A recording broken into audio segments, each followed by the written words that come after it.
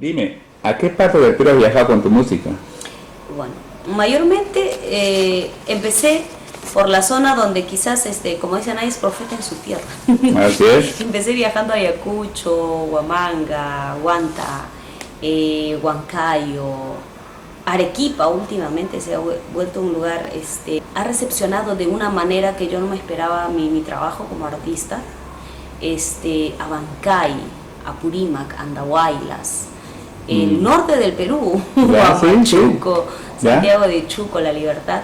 Creo que nuestra música hoy por hoy tiene una aceptación, y aún más con la fusión que a veces le damos un poco, sobre todo a artistas jóvenes como yo, gusta mucho, y la promoción respectiva que le damos, el trato que le damos a nuestros videoclips, tratamos de trabajarlo lo mejor posible para que la gente también vea que un trabajo de folclore no es pues hacerlo como sea, ¿no?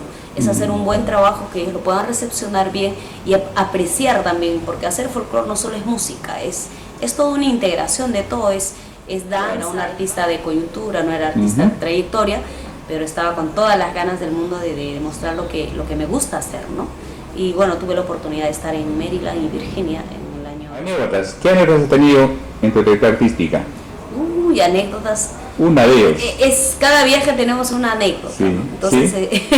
Suele pasar. Pero uno que sí, ¿no? Nos marcó, porque de todo pasó. Fuimos, recuerdo, a San Mateo, me acuerdo.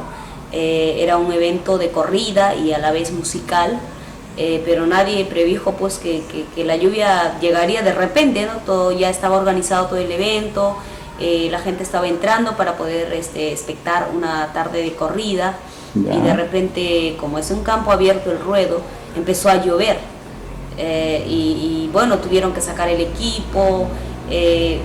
Fue algo que yo ni me esperaba, o sea, el empresario estaba pues asustado, obviamente, porque era un evento que ya lo había sustentado económicamente, pero simplemente que la madre naturaleza se le ocurrió llover, y se suspendió el evento, o sea, sobre todo en ese momento, ¿no? Ya tuvimos que en la noche tocar, ¿no? Ya, eso siempre pasa. Así que, pero eran cosas que pues en el momento era tensionante, sí, ¿no? Sí. Y ya volvíamos de noche, recuerdo con los músicos comentando la desazón que nos había causado, pero pues después en la noche la gente se divirtió ya en el Coliseo cerrado, ¿no? Pachanguearon hasta el... Angélica, hay un tema así que me gusta, es un tema lindísimo, quiero que lo cante pero a capela. Esa canción es ese tema, Adiós Amor. Adiós Amor, es una canción de un compositor huanuqueño, Osquitar, Oscar, no recuerdo el apellido. Bueno, es una de las canciones que también grabamos en un álbum, ¿no? Esta canción dice: adiós amor, mira qué has hecho, forjaste en ti un corazón hecho de acero, llenaste mi alma con tus recuerdos, Lindo tema es esa. Sí. Todo lo que refiere al amor siempre es lindo, sí. Definitivamente. Claro que sí. Dime, la última producción que tienes es en vivo. Creo que es tenía con el grupo Guayanay. Con la agrupación latinoamericana Guayanay, es una agrupación que tiene ya 26 años de trayectoria. Mira tú. Imagínate, ¿no? Son cosas en la vida. Yo, como refería dentro de este proyecto que le hemos denominado Enlazando Cantos, yo conocí al director fundador, como es Porfirio Compacto, y también en video, ¿no? Y bueno, sé que va a ser para el disfrute del público. Bueno, que ha sido un gusto entrevistarte. Espero que haya una segunda oportunidad, ¿eh? Por supuesto, yo encantada, más bien muchas gracias por habernos visitado para poder comentar un poco de nuestra trayectoria, de lo que venimos haciendo, y creo que siempre el público que sigue el trabajo de la productora siempre está pendiente de qué artistas bueno, tienen las entrevistas, los musicales, y gracias, de verdad, gracias, y espero que cualquier novedad siempre estaremos también anunciándolo. Y sobre todo, pues hagamos equipo, hagamos cadena para que la gente sepa de lo que venimos haciendo, y sobre todo expandir este proyecto tan bonito de nuestra música andina.